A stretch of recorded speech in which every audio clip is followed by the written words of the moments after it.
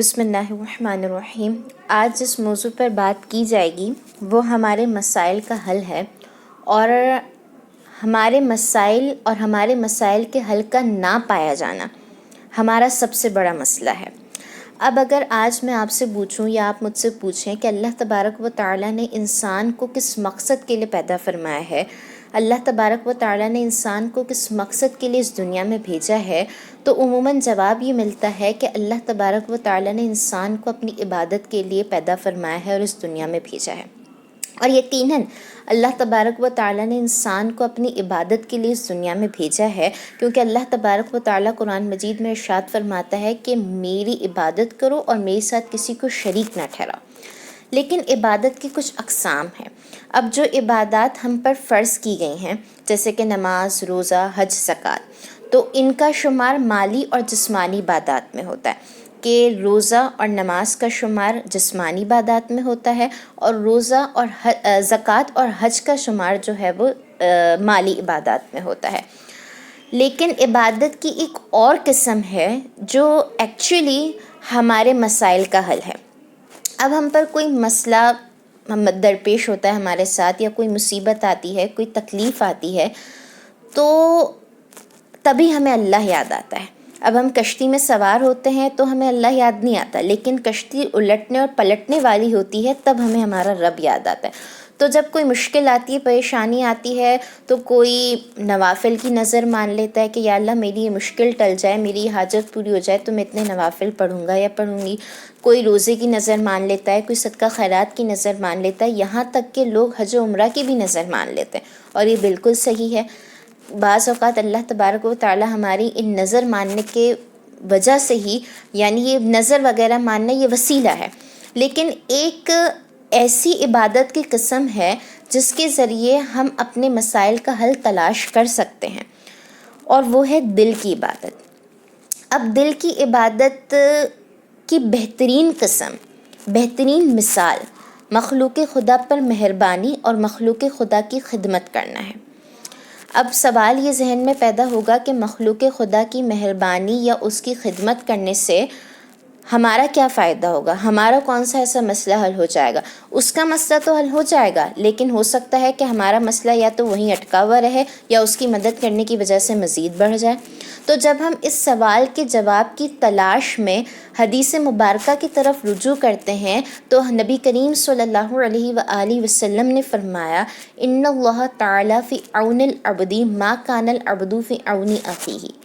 بے شک اللہ تبارک و تعالیٰ اس وقت تک بندے کی مدد کرتا ہے جب تک کہ بندہ اپنے بھائی کی مدد میں مشغول رہے۔ اب ہمیں جواب مل گیا، یعنی کہ ہمارے مسائل کا جو حل ہمیں نہیں مل رہا، اور جو ہمارے مسائل حل نہیں ہو رہے، اس کی وجہ یہی ہے کہ ہم اپنے مسئلوں میں تو پڑے ہوئے ہیں، لیکن کبھی ہم نے یہ غور نہیں کیا کہ ہمارے ساتھ اٹھنے بیٹھنے والے ہمارے ساتھی کتنے مسئلوں سے گزر رہے ہیں۔ کبھی ہم نے اپنے مسئلے کو بھول کر کسی اور کی خدمت کرنے کی، کسی اور کا پرابلم سولو کرنے کی کوشش نہیں کی۔ تو آج ہم اپنی ذات کے لیے تو پروڈکٹیو رہے نہیں ہیں، اس کے ساتھ ساتھ ہم دوسروں کے لیے بھی پروڈکٹیو نہیں رہے۔ آج ہمارے ذہن، ہمارے دل ڈپریسڈ ہو گئے ہیں، ہم جو ڈپریشن کا شکار ہیں، تو کیوں ہو گئے ہیں؟ کیونکہ ہمارے دل، ہمارا ذہن اور ہمارے جسم کا ہر ایک عضو جس مقصد کے لیے بنایا گیا ہے، اس مقصد سے ہمارے اعضاء ہٹ گئے ہیں، اور جب کوئی چیز اپنے مقصد کے علاوہ کسی دوسرے مقصد میں مشغول ہو جاتی ہے، تو وہ ڈپریسڈ ہو جاتی ہے، وہ فریزڈ ہو جاتی ہے، وہ کہتی ہے کہ مجھے تو اس مقصد کے لیے بنایا ہی نہیں گیا۔ تو آج ہمارے دل، ہمارے ذہن دوسرے مقاصد کے پیچھے بھاگ رہے ہیں، اور جو انسان کی تخلیق کا مقصد ہے، انسان کے اعضاء کا جو مقصد ہے، ہم نے اسے کھو دیا ہے۔ اب جب ہم تخلیق انسانی کے مقصد کو علامہ اقبال کے اشعار میں ڈھونڈتے ہیں، تو کیا خوب علامہ اقبال فرماتے ہیں کہ درد دل کے واسطے پیدا کیا انسان کو، درد دل کے واسطے پیدا کیا انسان کو، ورنہ اطاعت کے لیے کچھ کم نہ تھے کرو بیاں۔ تو اب یہ ایک شعر ہے، ہر شعر کی تشریح ہوتی ہے۔ اس شعر کی کیا تشریح ہے؟ اس شعر کی تشریح یہ ہے کہ اللہ تبارک و تعالیٰ نے اپنی تمام مخلوق کو یہاں تک کہ انسان کو بھی اپنی عبادت کے لیے پیدا فرمایا ہے۔ چرند پرند، آسمان، زمین، سورج، چاند، ستارے، یہاں تک کہ زمین کا ایک ایک ذرہ، کونا، حصہ اللہ تبارک و تعالیٰ کی عبادت میں مشغول ہے۔ کوئی ایسا فرشتہ نہیں ہے جس نے زمین کے کسی حصے پر سجدہ نہ کیا ہو۔ تو پھر اللہ تبارک و تعالیٰ کے پاس تو عبادت کرنے کے لیے بہت سی مخلوق موجود تھی، تو اللہ تبارک و تعالیٰ نے انسان کو کیوں پیدا فرمایا، انسان کو کیوں اشرف المخلوقات بنایا؟ تو اس کی وجہ یہی ہے کہ اللہ تبارک و تعالیٰ نے انسان کو درد دل کے واسطے پیدا فرمایا ہے، یعنی کہ